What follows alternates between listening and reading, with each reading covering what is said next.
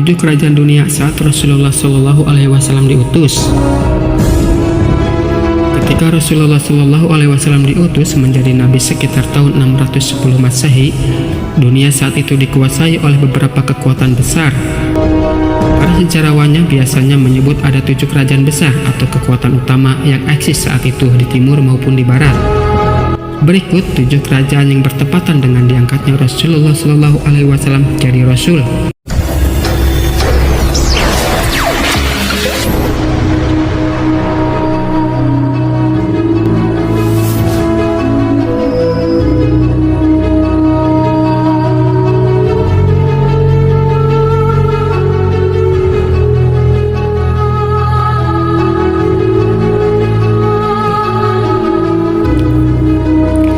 1. Kekaisaran Romawi Timur atau Bizantium. Di barat laut Jazirah Arab berdiri sebuah kerajaan yang megah, Bizantium, pewaris terakhir Romawi. Dari singgasananya di Konstantinopel, Kaisar Heraklius memerintah tahun 610 hingga 641 Masehi, menguasai wilayah luas dari Asia Kecil hingga Syam, Palestina, dan Mesir. Dialah penguasa terbesar pada zamannya, seorang kaisar yang baru saja bangkit dari kehancuran setelah peperangan panjang melawan Persia. Pada tahun 628 Masehi, sekitar tahun ke-7 Hijriah setelah perjanjian Hudaybiyah, Rasulullah Shallallahu Alaihi Wasallam mengirim surat kepada para raja dunia. Salah satunya adalah surat kepada Heraklius. Isinya singkat namun penuh makna, ajakan untuk masuk Islam dengan janji keselamatan di dunia dan di akhirat. Heraklius menerima surat itu di istananya. Ia tidak meremehkan. Ia memanggil Abu Sufyan bin Harb, saat itu masih musyrik, yang kebetulan sedang berdagang di Syam. Lalu menanyanya tentang Muhammad Shallallahu Alaihi Wasallam. Dari jawaban Abu Sufyan, Heraklius semakin yakin bahwa Muhammad Shallallahu Alaihi Wasallam bukanlah pembohong, melainkan seorang nabi. Dengan hati bergetar, ia berkata, "Jika yang kau katakan benar, maka dia adalah nabi yang ditunggu. Andaikan aku berada di dekatnya, niscaya aku akan mencuci kakinya." Namun keyakinan itu berhenti di dalam hati. Heraklius sadar, beriman berarti mengguncang singgasana Bizantium. Ia takut kehilangan kekuasaan, takut ditolak rakyatnya, dan takut menyalakan pemberontakan di dalam kerajaannya. Maka ia memilih diam, mengakui kebenaran, namun tidak pernah menyatakannya.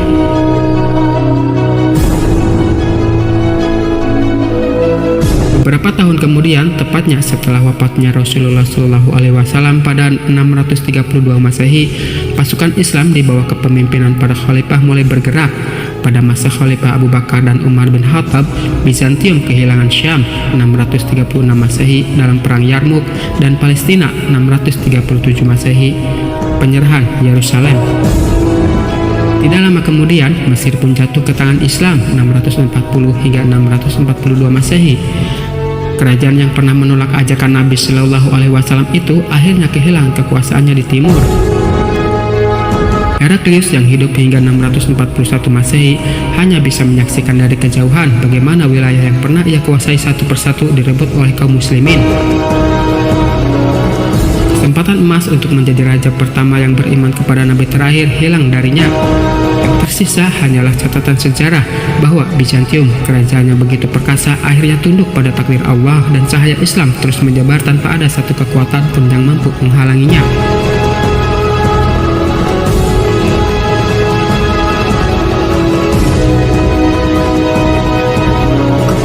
Dua, Kekaisaran Persia Sasanid 610 hingga 651 Masehi.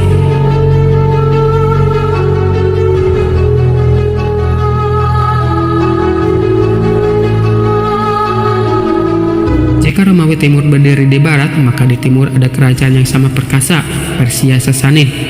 Sejak abad ketiga Masehi, Persia telah menjadi lawan abadi Romawi, saling berebut wilayah dan kehormatan. Pada masa diutusnya Rasulullah Shallallahu Alaihi Wasallam, Persia dipimpin oleh seorang raja yang angkuh, Kisra Khosrau II 590 hingga 628 Masehi.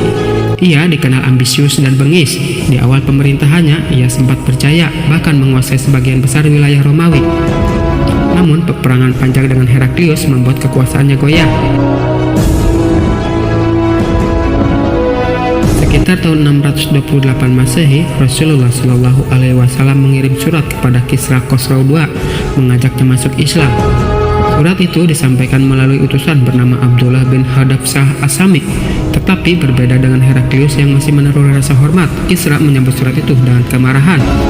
Ia merobek-robek surat dari Nabi Shallallahu Alaihi Wasallam sambil berkata, "Budak di negeriku menulis surat mengajakku untuk meninggalkan agamaku." Ketika berita itu sampai kepada Rasulullah Shallallahu Alaihi Wasallam, beliau berdoa, "Semoga Allah merobek-robek kerajaannya sebagaimana ia merobek-robek suratku." Doa itu menjadi kenyataan. Tahun itu juga Khosrau II dibunuh oleh putranya sendiri, Kadab II.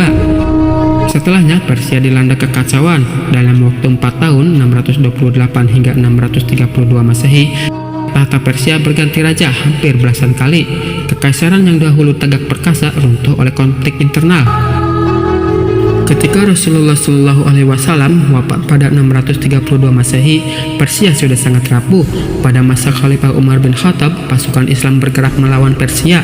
Puncaknya terjadi pada 636 Masehi dalam perang Qadasiyah, di mana pasukan Muslim yang dipimpin Sa'ad bin Abi Waqqas menaklukkan pasukan Persia.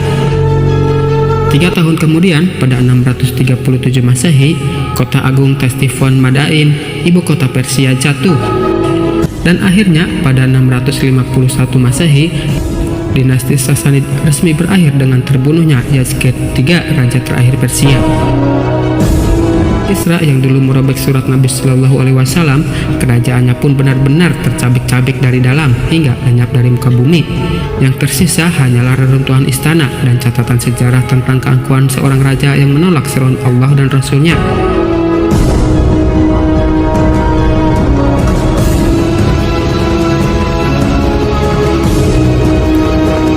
Kerajaan Aksum, Habsyah, Ethiopia.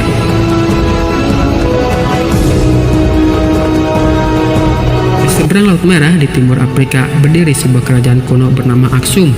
Pusatnya berada di wilayah yang kini dikenal sebagai Ethiopia atau Eritrea.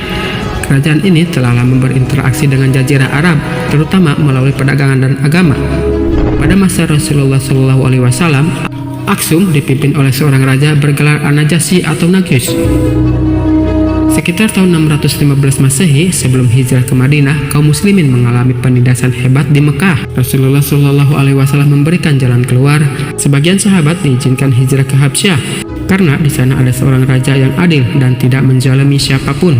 Rombongan hijrah pertama dan kedua berlayar menyeberangi Laut Merah hingga tiba di Aksum. Mereka diterima dengan aman oleh Raja Najasyi. Quraisy yang tidak senang dengan hal itu mengirim utusan untuk meminta agar para sahabat dikembalikan. Namun setelah mendengar penjelasan dari Ja'far bin Abi Thalib tentang ajaran Islam, Najasyi menolak permintaan Quraisy. Ia bahkan terharu ketika mendengar ayat-ayat Al-Quran tentang Maryam dan Isa yang dibacakan Ja'far. Najasyi berkata dengan penuh keyakinan, "Apa yang dibawa oleh Muhammad ini dan apa yang kami imani semuanya berasal dari satu sumber cahaya."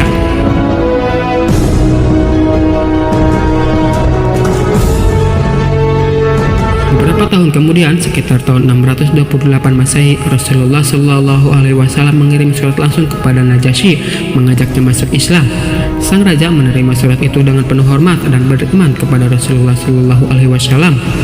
Ia tidak hanya melindungi kaum muslimin, tapi juga menjadi seorang mukmin yang sejati, meski imannya ia sembunyikan dari bangsanya agar tidak terjadi fitnah. Pada tahun 630 Masehi, ketika Najasyi wafat, Rasulullah Shallallahu Alaihi Wasallam di Madinah mendapat wahyu tentang kepergiannya. Beliau lalu mengumumkan kepada para sahabat, "Saudara kalian, Najasyi telah meninggal dunia. Mari kita mensalatkannya." Maka di Madinah dilaksanakan salat gaib untuk seorang raja yang beriman jauh di Habsyah. Najasyi menjadi satu-satunya penguasa besar dunia saat itu yang menerima risalah Nabi Shallallahu Alaihi Wasallam dengan tulus, dan ia pun wafat dalam keadaan muslim. Kerajaan Aksum sendiri bertahan hingga beberapa abad kemudian, namun keharuman namanya Najasyi tetap dikenang sepanjang masa. Ia menjadi bukti bahwa di tengah para raja yang menolak kebenaran, ada seorang penguasa yang memilih cahaya iman.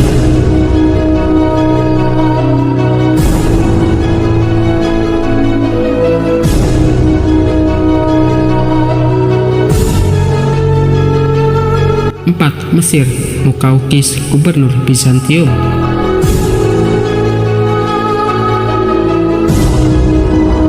Mesir pada abad ke-7 Masehi merupakan wilayah yang kaya dan makmur.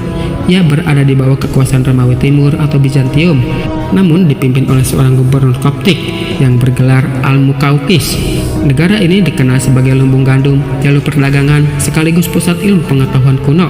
Sekitar tahun 628 Masehi, setelah perjanjian Hudaybiyah, Rasulullah SAW mulai mengirim surat dakwah kepada para raja dan penguasa dunia. Salah satu surat itu ditujukan kepada Mukaukis melalui utusan Nabi SAW bernama Hatib bin Abi Baltah. Dalam surat tersebut, Rasulullah SAW menyuruh Mukaukis agar beriman kepada Allah dan Rasulnya serta meninggalkan kesyirikan. Surat itu diterima dengan penuh penghormatan. Mukaukis tidak menolak dengan kasar sebagaimana Kisra Persia, namun juga tidak beriman seperti Najasyi Habsyah. Ia memilih jalan tengah. Ia menyimpan surat Nabi SAW penuh kehormatan, lalu memberikan hadiah sebagai balasan. Hadiah itu berupa berbagai harta, pakaian, hewan tunggangan, dan yang paling terkenal, 2 budak perempuan dari bangsa Kipti, yaitu Maria Al-Qibtiyah dan Sirin.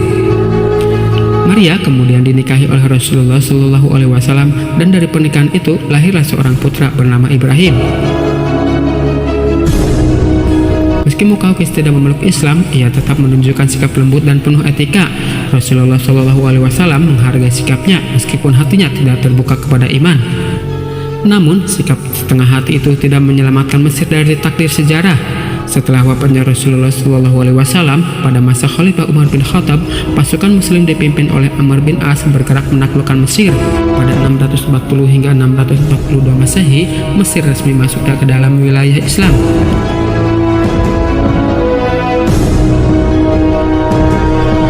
Mukaukis telah tiada dan kekuasaan Bizantium di negeri itu berakhir.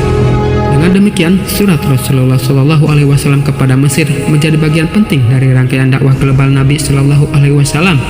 Dari negeri inilah lahir salah satu istri beliau yang mulia, Maria Al-Qibtiyah, dan dari sana pula Islam kelak tumbuh menjadi cahaya yang menyinari benua Afrika.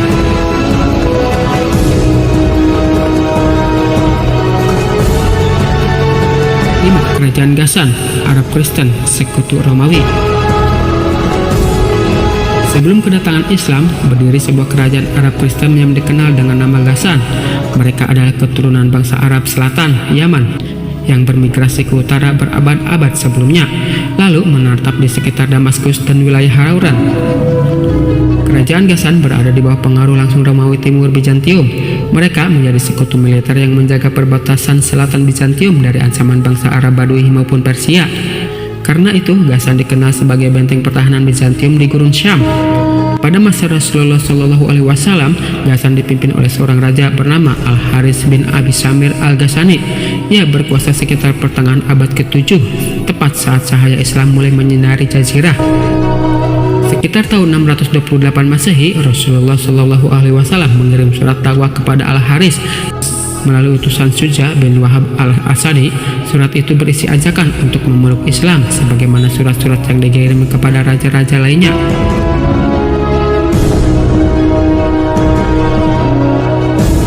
Namun berbeda dengan Najasyi yang beriman atau Mukaukis yang bersikap lembut, Raja Ghassan justru marah besar. Ia merasa terhina karena nabi dari bangsa Arab Quraisy berani menyamakan dirinya dengan Kaisar Bizantium Heraklius. Ia bahkan mengancam akan mengerahkan pasukan untuk menyerang Madinah. Meski ancaman itu tidak segera terwujud, Ghassan tetap menjadi musuh politik bagi Rasulullah SAW dan kaum muslimin.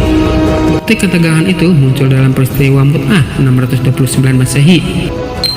3.000 pasukan muslim yang dipimpin Zaid bin Harithah, Ja'far bin Abi Thalib, dan Abdullah bin Rawahah berhadapan dengan puluhan ribu pasukan gabungan Romawi dan sekutu Arab, termasuk Ghassan.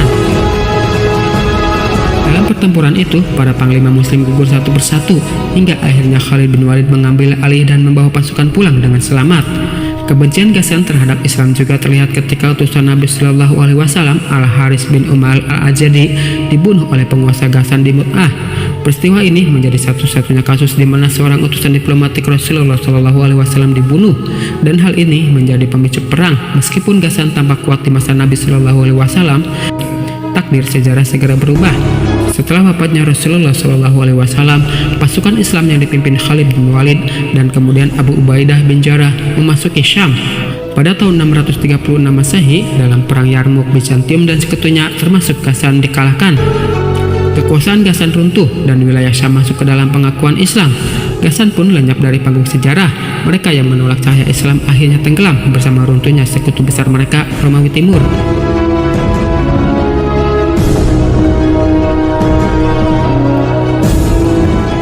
Kekaisaran Cina dinasti Tang. Ketika Rasulullah SAW diutus 610 hingga 632 Masehi, negeri di timur jauh telah memiliki sebuah peradaban raksasa, dinasti Tang. Kekaisaran ini berdiri pada tahun 618 Masehi, hanya 8 tahun setelah turunnya wahyu pertama di Mekah.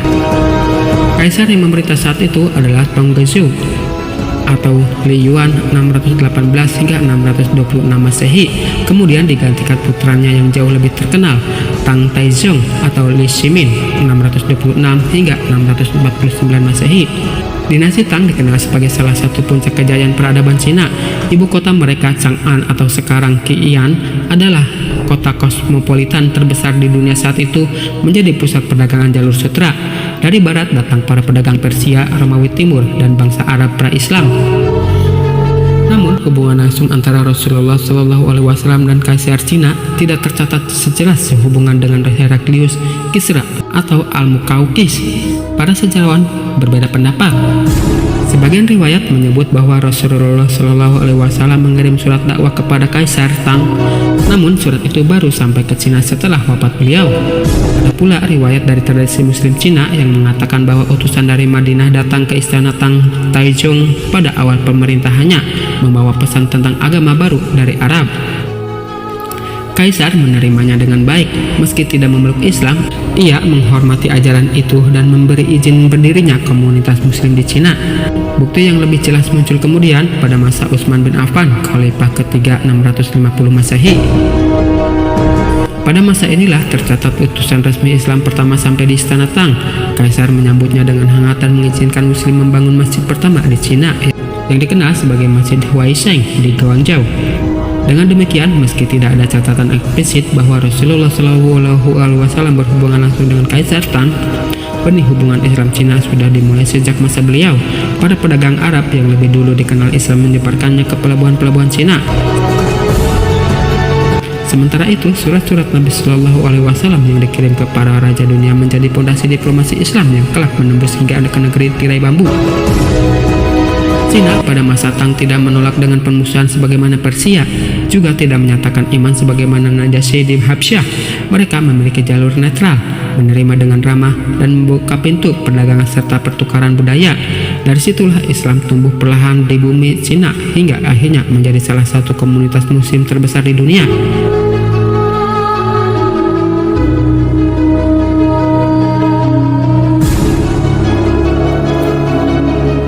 7. Kerajaan di Nusantara.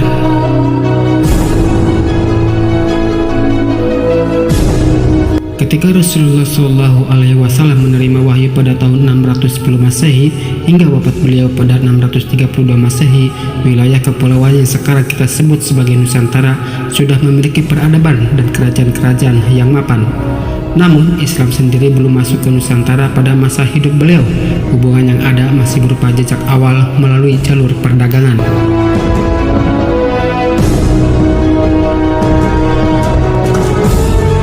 Pada awal abad ke-7 Masehi, kerajaan besar di Nusantara antara lain: 1. Kerajaan Sriwijaya di Sumatera, berdiri sekitar abad ke-7 Masehi. Pusatnya di Palembang. Kerajaan ini dikenal sebagai maritim dan niaga, menguasai jalur perdagangan Selat Malaka. Catatan Tiongkok tahun 671 Masehi, hanya sekitar 40 tahun setelah wafat Nabi Shallallahu Alaihi Wasallam, sudah menyebut keberadaan Sriwijaya sebagai kerajaan besar. 2. Kerajaan Tarumanagara di Jawa Barat, abad ke-5 hingga ke-7 Masehi. Pada masa Rasulullah Shallallahu Alaihi Wasallam, kerajaan ini masih berdiri, dipimpin oleh Raja Trusbawa yang kemudian menjadi awal kerajaan Sunda. 3. Di Kalimantan dan Sulawesi. Di Kalimantan dan Sulawesi juga terdapat kerajaan-kerajaan lokal berbasis perdagangan dan agraris, meski belum sebesar Sriwijaya atau Tarumanagara. Meskipun belum ada interaksi langsung dengan Rasulullah Shallallahu Alaihi Wasallam, Nusantara saat itu sudah masuk ke dalam jaringan perdagangan internasional. Pedagang Arab, Persia, dan India berlayar menyusuri jalur laut dari Gujarat ke Selat Malaka. Mereka membawa rempah-rempah, emas, dan kapur barus dari Nusantara, lalu pulang dengan membawa sutra, porselen, dan kertas dari Cina. Ada kemungkinan sebagian pedagang Arab yang telah masuk Islam di masa Rasulullah Shallallahu Alaihi Wasallam sudah singgah di pelabuhan Nusantara. Namun pengaruh Islam belum kuat karena jalur dakwah resmi baru berlangsung pada abad berikutnya, yakni pada abad ke-7 hingga ke-8 Masehi, terutama melalui Gujarat, dan kemudian berkembang pesat pada abad ke-13 dengan lahirnya kerajaan-kerajaan Islam seperti Samudra Pasai. Dengan demikian, Nusantara pada masa Rasulullah Shallallahu Alaihi Wasallam berada di persimpangan sejarah. Belum menerima surat dakwah langsung dari Nabi Shallallahu Alaihi Wasallam, sudah disentuh pedagang Muslim awal, walau dalam jumlah kecil, menjadi wilayah yang kelak memainkan peranan penting sebagai pusat Islam terbesar di Asia Tenggara. Sejarah ini memperlihatkan bahwa risalah Rasulullah Shallallahu Alaihi Wasallam begitu luas. Meskipun beliau tidak pernah menginjakan kaki di Nusantara, cahaya dakwah yang beliau bawa akhirnya menembus samudra, menjadikan kepulauan ini salah satu wilayah Muslim terbesar di dunia hingga hari ini. Demikian pembahasan kita tentang kekaisaran dunia yang bertepatan dengan diutusnya Rasulullah Shallallahu Alaihi Wasallam. Jika teman-teman punya referensi lain kekaisaran selain tersebut di atas, silakan isi di kolom komentar. Dan jika menyukai video ini, monggo di like channelnya. Terima kasih. Wassalamualaikum warahmatullahi wabarakatuh.